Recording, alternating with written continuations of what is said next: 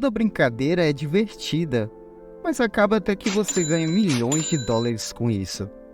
Essa é a história do lendário jogador de tênis René Lacoste, que fundou a marca de luxo Lacoste. Ele parou de brincar com a camisa dele com um crocodilo quando ganhou milhões de dólares vendendo roupas com crocodilo nela. Mas como começou a brincadeira do crocodilo? E como ele transformou a Lacoste em uma marca de multibilhões de dólares?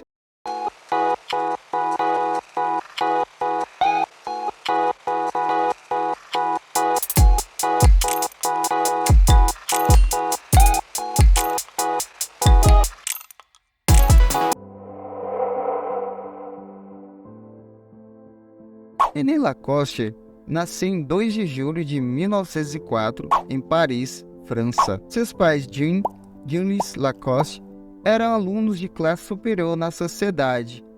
Então René podia fazer o que quiser. No entanto, ele se interessou em tênis quando tinha 15 anos. René gostou tanto de jogar tênis que queria fazer uma carreira com isso. Seus pais, Jean e Jules Lacoste, estavam intrigados com a possibilidade de uma carreira de tênis para seu filho, porque René não era tão habilidoso quanto os jogadores de tênis superiores. Após ver a paixão de seu filho por tênis, Jean e Jules Lacoste eventualmente deu a René a bênção na condição de que ele se tornasse um campeão mundial em 5 anos. Isso foi um grande desafio, mas René queria provar-se para seu pai. Então ele começou um treinamento intenso por 3 anos. Em 1922, René entrou em sua primeira competição de tênis, que foi o campeonato de Embron Grand Slam, mas infelizmente ele perdeu na primeira rodada. No ano seguinte, ele entrou em sua primeira competição nos Estados Unidos. As coisas ficaram um pouco melhor desta vez, pois ele chegou às quartas de final, mas foi derrotado profundamente por Cecil Campbell. Apesar disso, ele continuou seu treinamento diligentemente, surpreendendo lentamente seus limites. E em 1923, ele foi selecionado para jogar na França, para o time da Copa do Norte. René jogou junto com Jean Barotta, Jack Brennan e Anne Corchet. Juntos, os homens eram tão formidáveis que os fãs de tênis os chamavam de os Quatro Mosquiteiros. René chegou à sua primeira final major em 1925, no Embron, mas perdeu ao companheiro Jim Barotta. Sua derrota o fez treinar ainda mais duro, não esquecendo a promessa de seu pai. Depois desse ano, René ganhou o título de campeonato francês e teve uma revanche com Jim Barotta nas finais. Desta vez ele surgiu como campeão. René finalmente era valente para jogar tênis aos olhos de seu pai, mas perderia o título de campeonato francês no próximo ano para Anne Corchet. Depois de sua derrota, René não competiu no Embron naquele ano. Ele passou seu tempo treinando e se tornando melhor no tênis. Em setembro de 1926, ele competiu no Campeonato Nacional em Americana, e sua última partida foi novamente com Jim Barotta. Ele ganhou a partida do campeonato contra Jim e foi o primeiro jogador de tênis de 1926 no Daily Telegraph. Ele também é atribuído com a invenção da marca no tênis, e ele teve mais conquistas fenomenais na carreira de tênis. Mas o que levou à criação da marca Lacoste?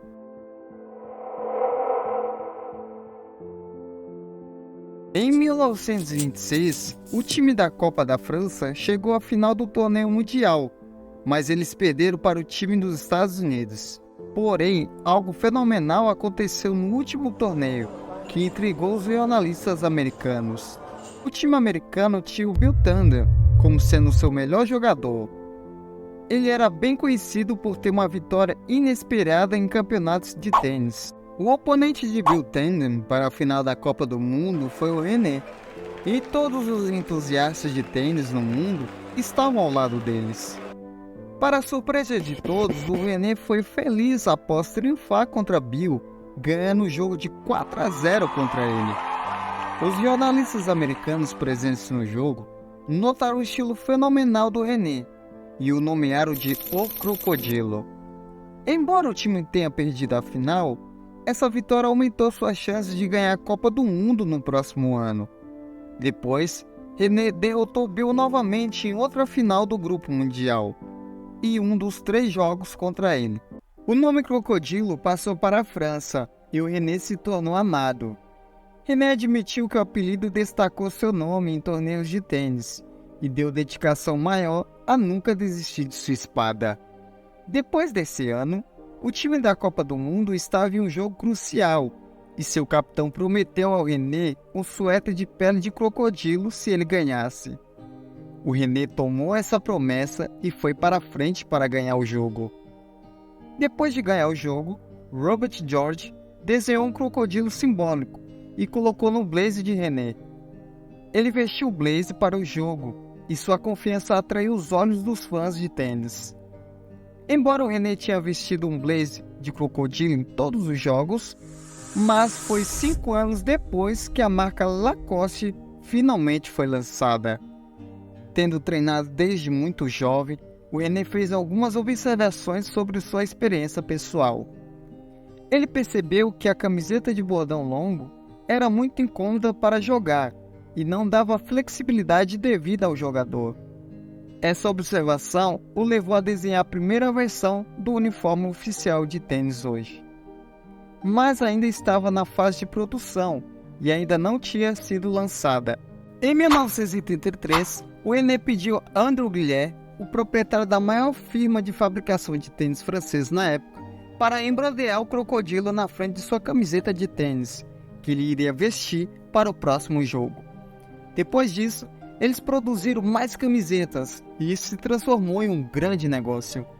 A empresa foi oficialmente registrada como L'Associé James Lacoste e usou o René como embaixador da marca. A vestimenta do René era revolucionária na época, porque era uma camiseta polo vestida de camiseta curta ao invés de camiseta tradicional. A vestimenta no tênis do René se tornou ainda mais popular, mas eles não conseguiram ganhar licença para vender seus produtos com o nome da Lacoste nos Estados Unidos. Em 1950, Lacoste começou uma parceria com a corporação dos Estados Unidos, chamada Arzot. Eles criaram uma submarca chamada Arzot Lacoste, que produzia roupas marcadas com a marca Lacoste. Lacoste começou a produzir apenas roupas de esporte marcadas em cor branca, mas desde 1950, depois da sua parceria com a Arzot, eles começaram a produzir outras cores. Em 1970, a roupa de esporte da Lacoste ganhou mais popularidade nos Estados Unidos. 7 anos depois, uma marca chamada La Trig foi estabelecida nos Estados Unidos para competir com Arzot Lacoste. Eles produziram roupa de esporte de forma similar e confortável. Eles fizeram com outro animal além do crocodilo, mas foi difícil derrotar a popularidade da roupa da marca Lacoste. Outras empresas de esporte nos Estados Unidos começaram a fazer camiseta e logos parecidas para a marca, e o valor da Lacoste cresceu ainda mais. Embora René fosse o primeiro embaixador da marca Lacoste, ele não atribuiu seu sucesso a ele, mas sim a escolher um animal para ser a logo da Lacoste. Em 1932, René continuou a desenhar produtos de esportes inovadores. Ele expandiu o território da Lacoste de apenas roupa de esporte para produtos de esporte. Em 1974, o filho de René, Bernard Lacoste, ganhou a empresa. Ele estava a cargo da parceria entre Lacoste e Arzot, mas entre os anos 70 e 80, os adolescentes começaram a abordar a camiseta com apenas Arzot, em vez de Arzot Lacoste. No entanto, a união das ambas as marcas permaneceu até que a empresa parente da Arzot Lacoste, a Crystal Brand Incorporated, quebrou de dívidas de outros negócios. A empresa tentou separar Arzot Lacoste para pagar as dívidas, mas eventualmente Crystal teve que vender a metade da Lacoste de volta à empresa francesa original, enquanto Arzot foi vendida a outra empresa.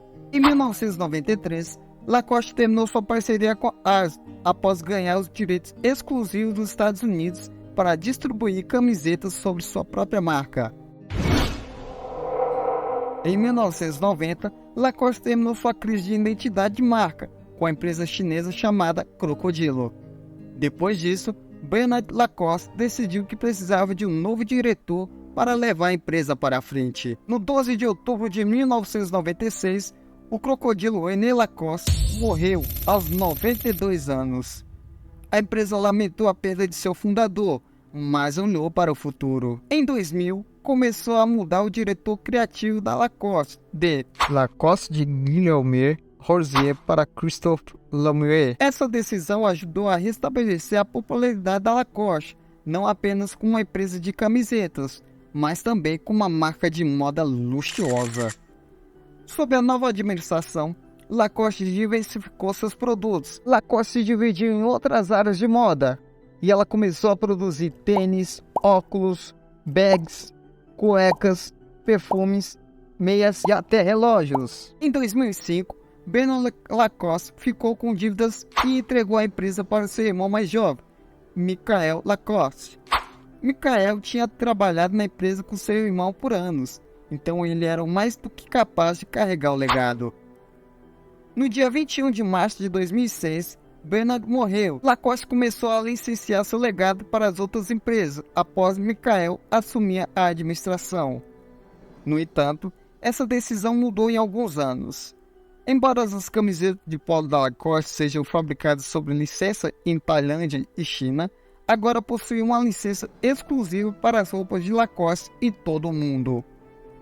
A empresa ganhou mais altura e continuou a expandir seu território.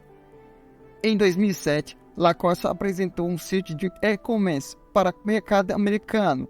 Em 2010, Lacoste começou a usar celebridades como embaixadores da marca. A mais recente é o jogador de tênis Novak Djokovic. Ele foi nomeado o novo crocodilo, após o originador da marca, René Lacoste.